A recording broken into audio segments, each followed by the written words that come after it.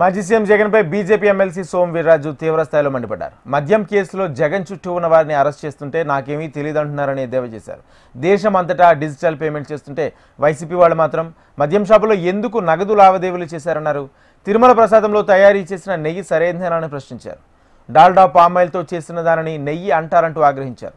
ఇన్ని అవకతవకలు చేసిన జగన్ ప్రతిపక్ష నాయకుడిగా పనికొస్తారా అంటూ ప్రశ్నించారు. ఇన్ని తప్పులు చేస్తే ప్రతిపక్ష హోదా ఎలా ఇవ్వాలని బీజేపీ ప్రశ్నిస్తుందన్నారు సోము వీర్రాజు. నేను ప్రభుత్వాన్ని ప్రశ్నిస్తున్నానంటే మీరు చేసినటువంటి అవకతవకలన్నీ మాసిపోతాయని మీరు ప్రయత్నం చేస్తున్నారా? నువ్వు అసలు ప్రతిపక్ష నాయకుడికి పనిచేస్తావా?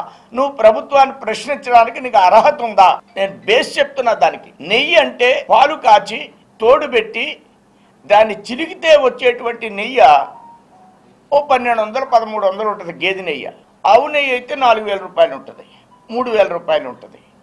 420కి నెయ్యి ఎలా వస్తుంది అనేది కనీసం ఇది పనిచేయదా నా ప్రభుత్వానికి? అది ప్రసాదం, అది వెంకటేశ్వర స్వామి పవిత్రమైన ప్రసాదాన్ని నువ్వు 420 నెయ్యితో కొని ఈవేళ ప్రతిపక్ష నాయకుడిగా నీకు మాట్లాడే నైతిక హక్కు ఉందా? దీనికి నువ్వు సమాధానం చెప్పగలవా అని నేను ప్రశ్నిస్తున్నా. ఈవేళ భారతీయ జనతా పార్టీ తరఫున పేద ప్రజలకు పట్టాలు ఇస్తానని 11,000 కోట్లతో స్థలాలు కొన్నారు, భూములు కొన్నారు.